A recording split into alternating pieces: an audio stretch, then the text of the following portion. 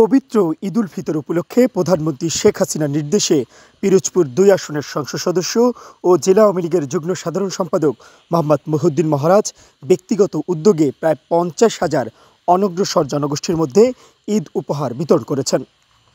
জেলার নেসরাবাদ, ভান্ডারিয়া ও কাউখালী উপজেলায় অসহায় ও দরিদ্র মানুষদের ঈদ উপহার হিসেবে শাড়ি ও লুঙ্গি দেওয়া হয়।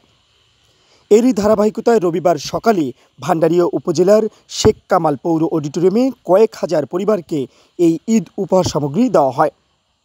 উপহার সামগ্রী পেয়ে উচ্ছ্বাস প্রকাশ করেন উপকারভোগীরা।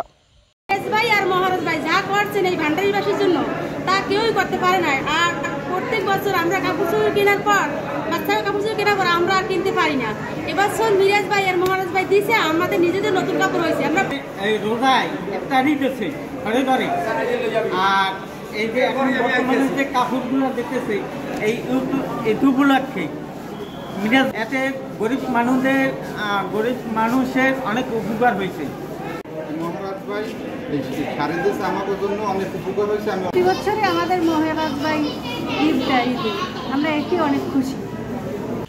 এ সময় ভান্ডারিয়া পৌরসভার মেয়র ও উপজেলা আওয়ামী লীগের সভাপতি ফাইজুর রশিদ খসরু, ভাইস চেয়ারম্যান মশিউর রহমান মৃধা, উপজেলা যুবলীগের সভাপতি তালুকদার এনামুল কবির টিপু, সাধারণ সম্পাদক এসাম হাওলাদার ও তেলিখালী ইউনিয়ন পরিষদের চেয়ারম্যান শামসুদ্দিন হাওলাদার সহ আওয়ামী লীগ, যুবলীগ, ছাত্রলীগ ও অঙ্গ সংগঠনের নেতাকর্মীরা উপস্থিত ছিলেন।